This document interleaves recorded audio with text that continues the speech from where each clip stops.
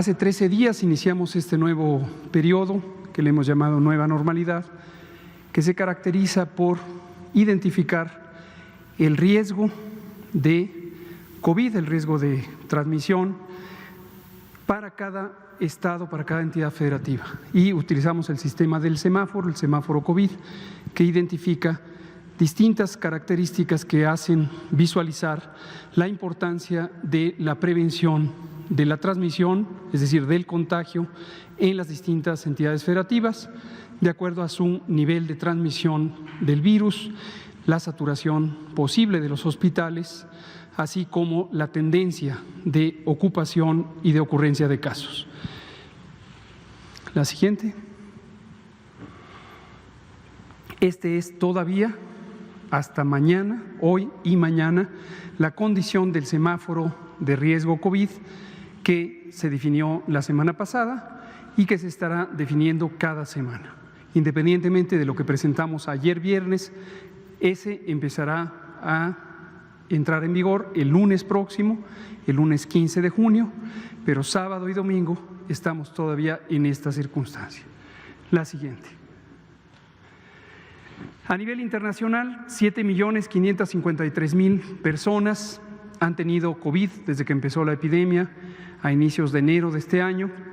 23% de ellas, que son 1.713.000, lo han tenido en los últimos 14 días. Son casos activos, son personas que están con posibilidad de contagiar y es el significado activo de la epidemia. Todo lo demás es la parte acumulada o histórica, todos los demás personas, el 77% restante, ya no tienen COVID, ya no están contagiando.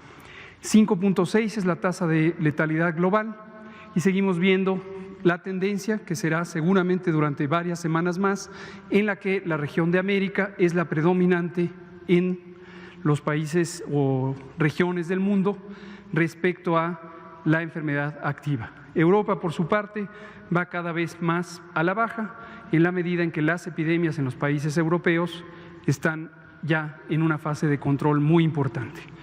La siguiente. En México, 142.690 personas han tenido COVID y este ha sido confirmado y notificado desde el 28 de febrero, cuando tuvimos el primer caso, el caso confirmado de COVID. De estas personas, 21.740 lo han tenido en los últimos 14 días y desafortunadamente 16.872 personas hasta el momento han sido registradas como defunciones por COVID. 401.755 personas han sido estudiadas en su momento como casos sospechosos y al analizar los especímenes para el laboratorio tenemos a 202.000 que se descartaron y las 142.000 que he mencionado confirmadas. Y todos los días hay un conjunto que en este momento es de 56.926 personas que están en tránsito, están en el proceso de estudio. Hemos dicho varias veces, pero lo recuerdo, no son las mismas personas, son algunas nuevas, otras ya pasan a confirmarse o a descartarse. La siguiente. En la incidencia acumulada, 111.7 personas por cada 100.000 habitantes en México han tenido COVID confirmado desde el inicio de la epidemia y esto se distribuye, como se ve en el mapa, de acuerdo a distintas tonalidades del rojo, en la escala que se muestra ahí. En algunas regiones, como es el Valle de México, donde ocurre prácticamente la mitad de la epidemia, ha habido más de 50.000 casos. La siguiente. Aquí se ve, tenemos en conjunto los dos estados que ocupan el Valle de México, tienen la mitad de la epidemia y el resto son los que se distribuyen ahí. Este orden ha cambiado poco en la medida en que son los casos acumulados desde el inicio. Veamos en la siguiente los casos de los últimos 14 días, 21.740 personas que en los últimos 14 días han tenido COVID y se ha confirmado y notificado. Vean ustedes que la tendencia sigue siendo creciente. Hay entidades federativas que antes no estaban en el color rojo intenso, hoy lo están, es el caso de Jalisco y varios otros estados de la zona centro que están ya con más de 3,000 casos en los últimos 14 días. Chihuahua ha fluctuado, a veces está en amarillo, a veces está en verde, lo que significa que tiene a veces más de 100 casos, a veces menos de 100 casos en los últimos 14 días. La siguiente. Cuando lo vemos en este gráfico de columnas para poder comparar fácilmente los números y la representación proporcional de cada entidad federativa, vemos que el orden va cambiando y sigue la Ciudad de México y el Estado de México siendo la zona predominante de los casos más activos, es decir, los casos recientes, pero ahora ya le sigue Jalisco consistentemente porque Jalisco se encuentra ya en una fase de ascenso de la epidemia, seguido de Puebla, Tabasco, Guanajuato y varios otros estados. La siguiente. Para poder comparar poblaciones que son de distinto tamaño, se utiliza la medida conocida como incidencia acumulada. Es el número de casos registrados divididos entre la población que existe registrada en cada entidad federativa. En tonalidades de verde se ve la intensidad de esa incidencia y en conjunto 17 personas por cada 100,000 registradas en México tienen COVID en los últimos 14 días. La siguiente. Lo podemos ver en esta gráfica que desde hace varias semanas ya tenemos como un mecanismo de comparar lo que ocurrió 15 días atrás con lo que ocurre en la semana que está vigente y se va recorriendo cada día las fechas que se muestran ahí en la leyenda. Vean ustedes la Ciudad de México, esta brecha entre lo que ocurría en los 15 días previos y lo que ocurre en la semana vigente se ha ido cerrando cada vez más. Es un signo positivo de que se está haciendo más lenta la epidemia en la Ciudad de México. En otros estados se ha cerrado un poco, pero todavía no tanto, es el caso de Tabasco, y en otros incluso se ha llegado a una inversión que es positiva. Por ejemplo, Baja California tiene más alta la columna azul, que quiere decir la incidencia de los 15 días previos, en cambio la columna verde, que es la de la incidencia en la semana que está vigente, es más pequeña. Eso quiere decir que se hace más lenta la epidemia en Baja California. Sin embargo, uso el ejemplo de Baja California para destacar lo siguiente. Como hemos dicho, la epidemia ocurre en parches, ocurre en sitios específicos, no es una sola epidemia, ni a nivel del país, ni al interior de los estados. La propia Baja California nos da un ejemplo, mientras que Tijuana está ya en una fase muy avanzada de control epidémico, donde hay ya muy pocos casos cada día. Mexicali, una ciudad vecina, que es la capital del estado, todavía se encuentra en una fase ascendente. Entonces, esto se puede presentar, suele presentarse, de hecho, como lo comentábamos ayer para el caso de Ciudad Juárez, Chihuahua, como un contraste en donde al interior de un estado podemos también tener diferencias en la intensidad de transmisión. Otros estados que también han estado ya con este cambio, Morelos, Cuautla y Cuernavaca, las dos ciudades más grandes, han mantenido sincronía en sus epidemias y en este momento ya están volviéndose más lentas las epidemias. Chiapas, Guerrero, Sonora son algunas de las que están también en este proceso de cambio. La siguiente. Haciendo la comparación numérica entre esta incidencia de los 15 días previos con la semana, comparado con la semana vigente, lo sintetizamos en este gráfico de columnas que se interpreta de la siguiente manera. Todo lo que está en una columna por arriba de esta línea, que es cero en la diferencia de las dos columnas, es un aumento en la velocidad de la epidemia. Lo vemos para Zacatecas, para Durango, para Baja California Sur, para Nuevo León, para Jalisco, para Guanajuato, Colima, Tamaulipas, etcétera, etcétera. En cambio, vemos cambios en la velocidad de la epidemia, donde hay una reducción de la incidencia en el caso de Baja California, Chiapas, Morelos, Guerrero, Sonora y Chihuahua. La siguiente, por favor. Las defunciones. Las defunciones, siempre prefiero cuando hay la oportunidad de detenerme para hacer un recordatorio. Nosotros aquí tenemos la misión de informar sobre un fenómeno que ocurre en el conjunto de la población. Es una epidemia que afecta a todo el país y afecta de hecho a todo el mundo. Y por eso usamos un recurso que son las estadísticas, las representaciones numéricas a través de gráficas y a través de mapas. Y detrás de esas representaciones están los análisis epidemiológicos y estadísticos que realizamos todos los días. Sin embargo, puede ocurrir que en la frialdad de los números se nos olvide que estamos hablando de personas. No debe olvidarse jamás esto. Estamos hablando de personas, estamos hablando de vidas, vidas humanas, familias que se quedan sin un ser querido.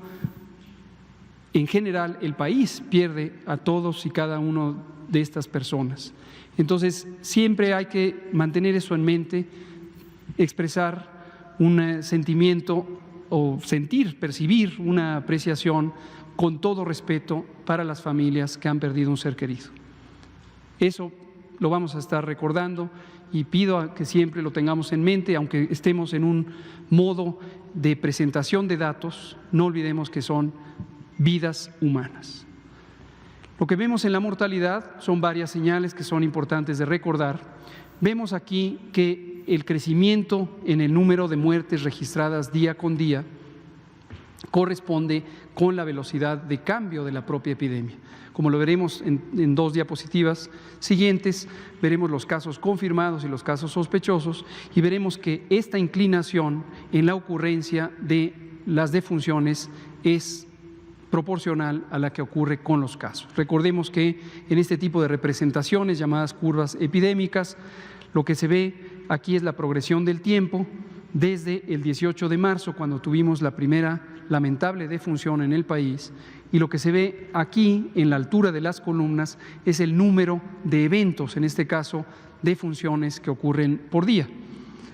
Y hemos llegado a puntos máximos de 450 defunciones en algunos días. Aquí se muestra 4 de junio y 6 de junio, algunos de los días donde tuvimos esta intensidad de defunciones.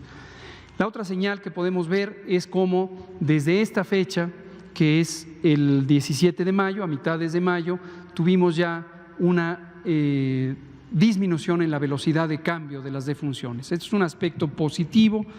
Definitivamente no debe interpretarse como un signo definitivo de que se esté acabando la epidemia. Todavía nos faltan varias semanas y meses para la ocurrencia de esta epidemia, pero sí es un signo positivo de que desde mitades de mayo se ha vuelto más lenta.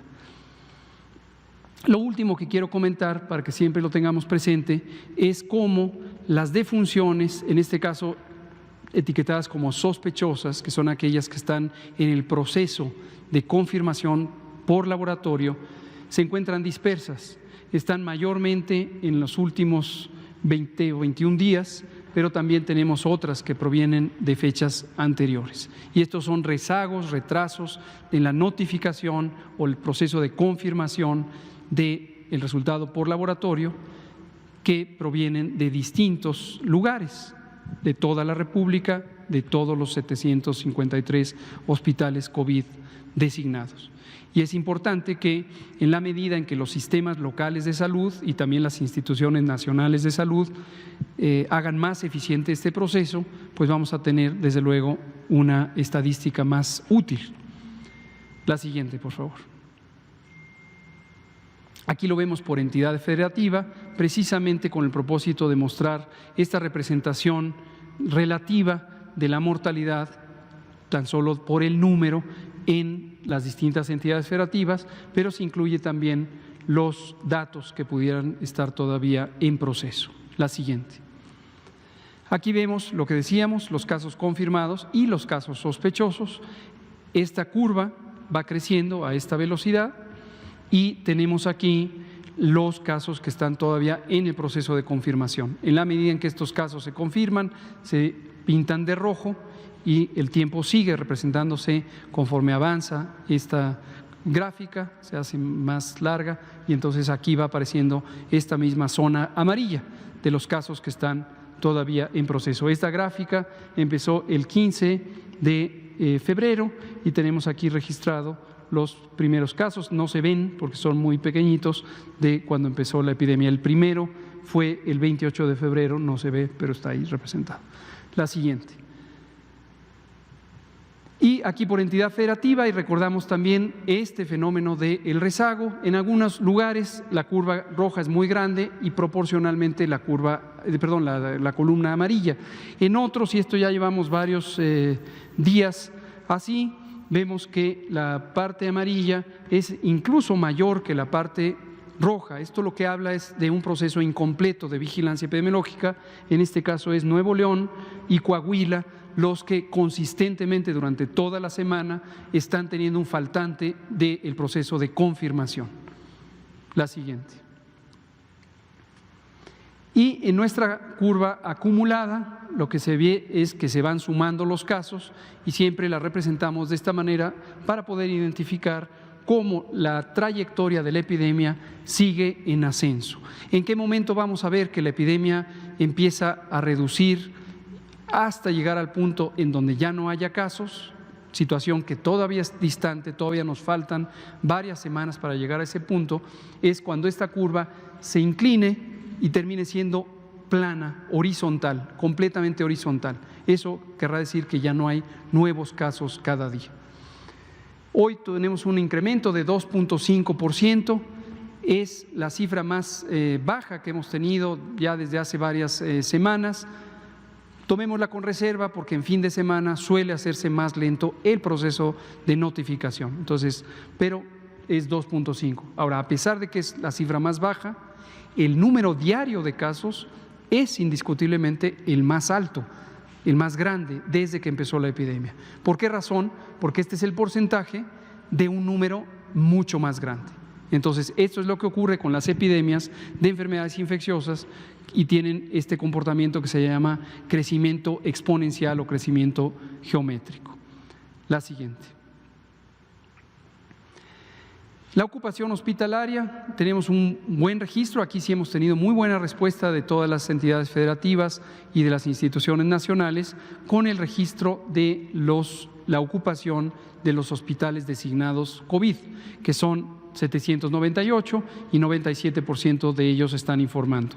38% de camas ocupadas en la terapia intensiva o las camas habilitadas para pacientes críticamente enfermos, 46% de camas generales. Y aquí están los números, recordarán que las pusimos desde hace algunos días que existía esa inquietud, aquí están los números para que los puedan ver directamente. La siguiente. Aquí tenemos la ocupación y la disponibilidad. En esta gráfica y la próxima vemos del lado derecho, en el extremo derecho, la columna nacional, es el mismo dato, 46% de ocupación, el remanente 54% disponibles. Y estas son las camas generales.